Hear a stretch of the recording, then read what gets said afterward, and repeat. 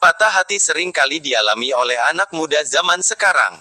Banyak hal yang bisa membuat seseorang mengalami patah hati, misalnya, kehilangan anggota keluarga, lamaran kerja ditolak, putus dengan pacar, dan masih banyak hal-hal lainnya. Apakah Anda saat ini sedang patah hati? Lantas hal apa yang bisa membuat Anda sembuh dari patah hati? Apakah mabuk-mabukan dan kesenangan duniawi lainnya? Tidak. Hal-hal demikian hanya akan menambah masalah-masalah baru dalam hidupmu.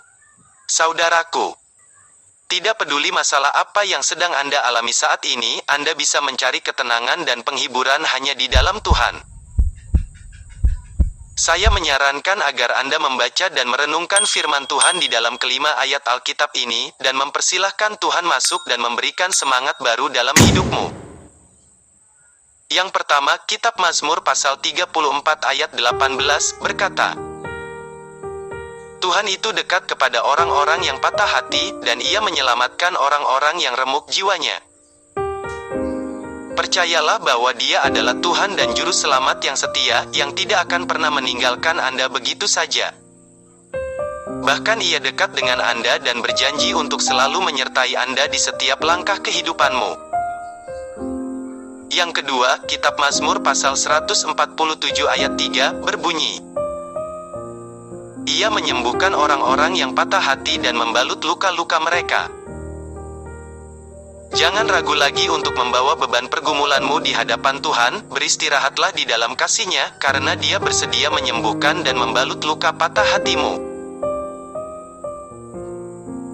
Yang ketiga, dalam surat Roma pasal 8 ayat 39, menyatakan bahwa atau kuasa-kuasa, baik yang di atas maupun yang di bawah ataupun sesuatu makhluk lain, tidak akan dapat memisahkan kita dari kasih Allah, yang ada dalam Kristus Yesus Tuhan kita.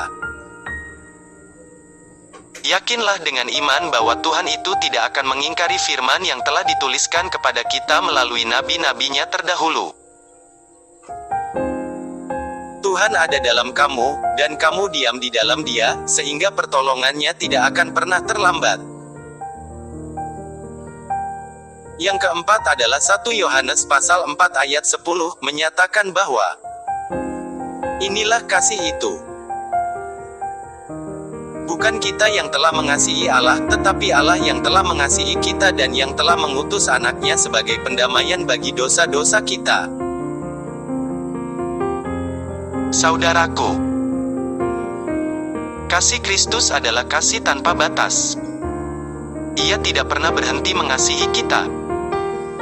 Bersandarlah di dalam Kristus, dan percayakanlah hidupmu kepadanya, maka kamu akan merasakan kasih setia-Nya yang tanpa batas dalam hidupmu. Yang kelima, Injil Matius pasal 11 ayat 28 hingga ayat ke-30, berbunyi, Marilah kepadaku, semua yang letih lesu dan berbeban berat, aku akan memberi kelegaan kepadamu.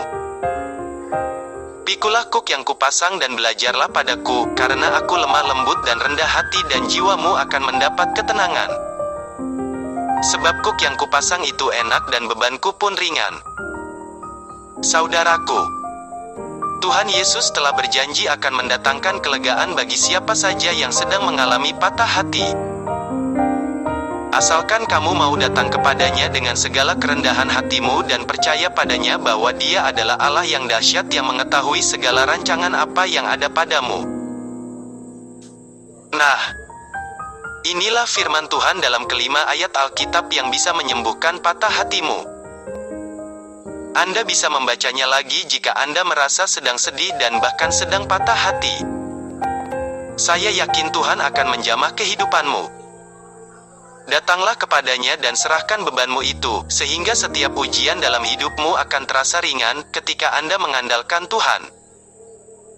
Tuhan memberkati.